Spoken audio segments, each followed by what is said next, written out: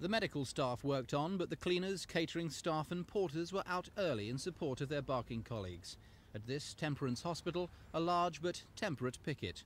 At Hammersmith Hospital, nurses delivered the food cooked by the catering managers. Emergency services were unaffected, but some routine operations and admissions were cancelled.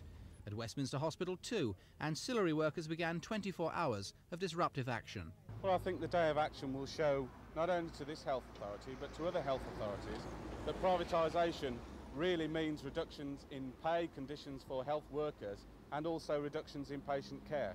So today's action will show that the trade unions have got support from their membership to oppose privatisation wherever it comes in. On the picket line at Barking Hospital itself, life was much the same. 3 pickets were arrested this morning, bringing the total since the strike began 13 weeks ago to 21. Most of the cleaning staff involved are mothers like Christine Copeland. 7 days every week she leaves her home half a mile away to join the Newpie line. She has 2 young children to clothe and feed, but her husband is unemployed. Before the strike began, her £40 a week wage made up almost half of the family's budget. This week, the family of 4 have just £50 to live on.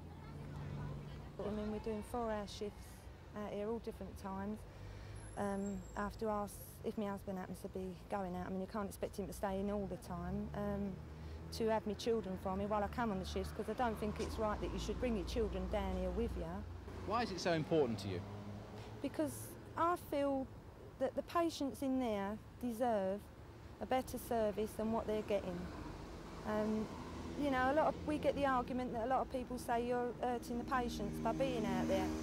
But the women that are in there now doing the work, the scab labour, they're the ones that are hurting them because they can't get the hospital clean, and without the hospital clean, you are hurting the patients.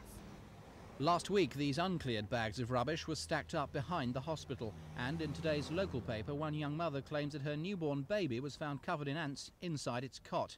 The hospital admit it does have a problem with cockroaches, but the local MP thinks that's an understatement.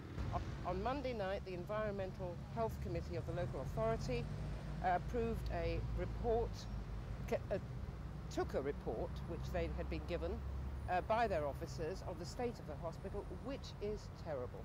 They've sent it to the District Health Authority, the Regional Health Authority. There is a real risk of infection there now because of the scab labour which Crothals are employing who are not doing the job. Following Joe Richardson's claims, the hospital agreed that cleanliness was not up to standard, but denied there was a risk of infection. On the picket line, the cleaners simply want their jobs back at the same rate of pay. Tentative talks have taken place, but a settlement seems some way off. So for Christine Copeland and her 90 other cleaners, life on the picket line goes on. Lindsay Charlton at Barking Hospital, Thames News.